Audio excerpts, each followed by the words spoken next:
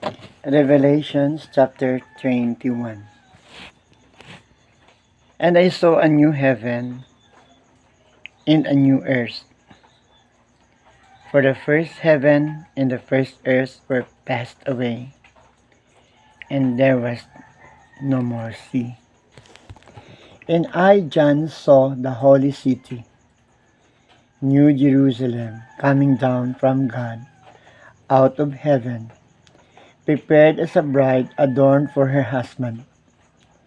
And I heard a great voice out of heaven saying, Behold, the tabernacle of God is with men, and he will dwell with them, and they shall be his people. And God himself shall be with them, and be their God. And God shall wipe away all tears from their eyes, and there shall be no more death, neither sorrow, nor crying, neither shall there be any more pain, for the former things are passed away. And he that sat upon the throne said, Behold, I make all things new. And he said unto me, Write, for these words are true and faithful. And he said unto me, It is done. I am Alpha and Omega, the beginning and the end. I will give unto him that is athirst of the fountain of the water of life freely.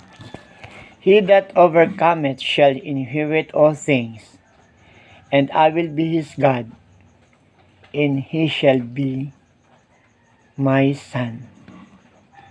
But the fearful and unbelieving, and the abominable, and murderers, and whoremongers, and sorcerers, and idolaters, and all liars, shall have their part in the lake which burneth with fire and brimstone, which is the second death. And there came unto me one of the seven angels, which had the seven vials full of the seven last plagues, and talked with me, saying, Come hither, I will show thee the bride,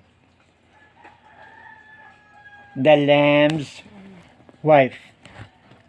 And he carried me away in the Spirit to a great and high mountain, and showed me that great city, the holy Jerusalem, descending out of heaven from God, having the glory of God, and her light was like unto a stone most precious, even like a jasper stone, clear as crystal, and had a wall great and high, and had 12 gates, and at the gates 12 angels, and names written thereon, which are the names of the 12 tribes of the children of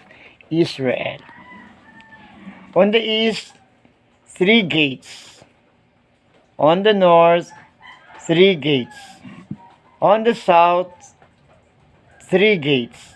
And on the west, 3 gates. And the wall of the city had 12 foundations, and in them the names of the 12 apostles of the Lamb.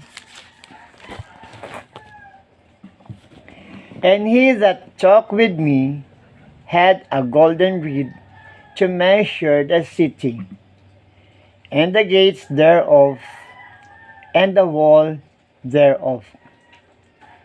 And the city lieth foursquare, and the length is as large as the breadth, and he measured the city with a reed, 12,000 furlongs. The length and the breadth and the height of it are equal. And he measured the wall thereof, 144 cubits, according to the measure of a man, that is of the angel.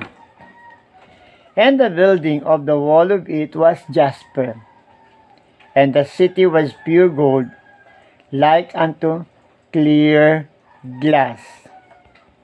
And the foundations of the wall of the city were garnished with all manner of precious stones.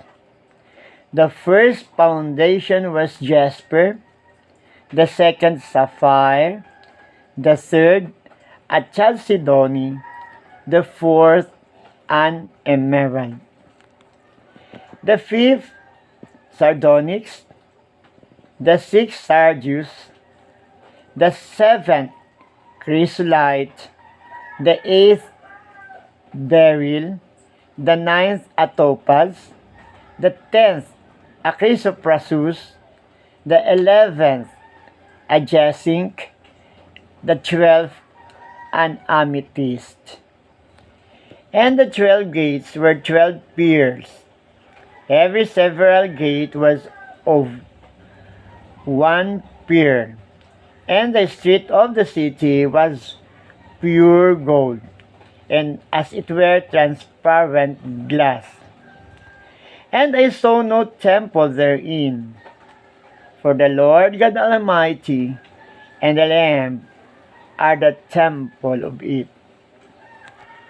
And the city had no need of the sun, neither of the moon to shine in it, for the glory of God did lighten it, and the Lamb is the light thereof.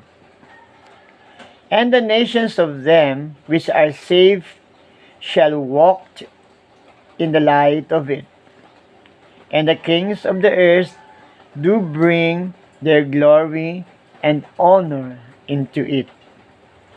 And the gates of it shall not be shut at all by day, for there shall be no night there. And they shall bring the glory and honor of the nations into it. And there shall in no wise enter into it anything that defieth, neither whatsoever worketh abomination, or maketh a lie, but they which are written in the Lamb's book of life.